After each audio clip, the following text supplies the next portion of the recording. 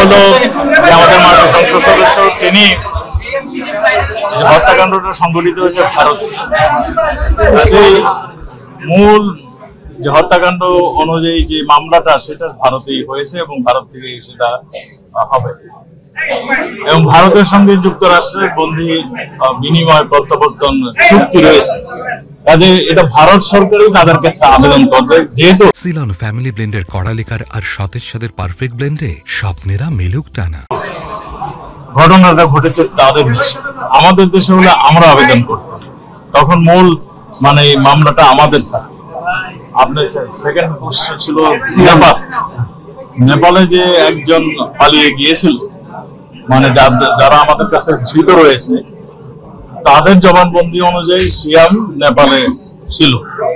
আমাদের মাননীয় প্রধানমন্ত্রী সহ সবাই এটা উদ্বিগ্ন, আমরাও চাচ্ছি যে যেখানেই আছে তাদের ধর, কারণ একজন মাননীয় সংসদ সদস্যকে এইরকম নৃশংসভাবে হত্যা করবে আর মানে আমরা বসে থাকবো, এটা তো হইতে পারে। কাজে আমাদের সমস্ত ধরনের প্রচেষ্টা রয়েছে, যারা নাকি অপরাধী, যারা এই খুন করেছেন কিংবা খুনের সহযোগিতা করছেন তাদেরকে আইন অনুযায়ী তাদের বিচার এবং নেপালে যিনি আছেন তাকে ফিরিয়ে আনার জন্য যত ধরনের ব্যবস্থা সেগুলো আমরা এখনো দেখেন, আমরা এখনো তদন্তটা চলছে, আমরা এখনো সুনিশ্চিত ভাবে বলতে পারবো না যে সে কোথায় আছে।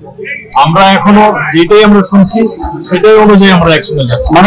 মানে এমপি আনারের মূল যে মামলা তদন্ত সেটা ইন্ডিয়া করবেন, মূল মামলা সেখান থেকে যেখানে হত্যাকাণ্ড সংঘটিত হয়েছে তারাই করবে এবং তারা যদি পরামর্শ দেয় আমাদেরকে সম্পৃক্ত করে তাহলে আমরা সেখানে যাই সম্পৃক্ত। আরেকটা বিষয় মনে হয় যে আপনি দীর্ঘ সময় ধরে স্বরাষ্ট্রমন্ত্রীর দায়িত্বে আছেন এবং সফলভাবে দায়িত্ব পালন করছেন, কিন্তু ইতিমধ্যে সাবেক যে আইজিপি বেনজির আহমেদ তাকে ঘিরে যে ধরনের তথ্য আসছে এবং দেশের বাইরে চলে গেছে, আমার প্রশ্ন হচ্ছে একজন আইজিপি হিসেবে যেভাবে কর্মকাণ্ড কাজে আসছে, এতে কি আপনার যে বাহিনী পুলিশ বাহিনী সেটা ভাবমূর্তি পূর্ণ হয়েছে কিনা?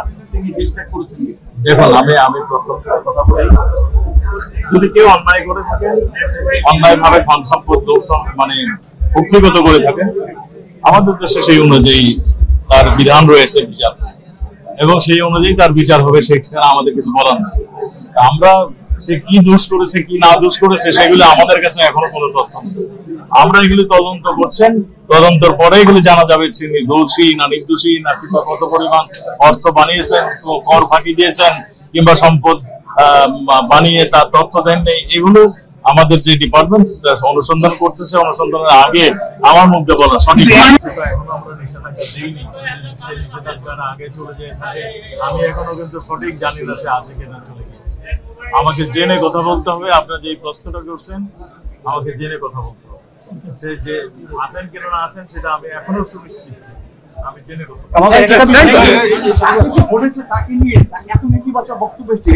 পুলিশ বাহিনী মানে এটা ব্যক্তিগত ব্যাপার।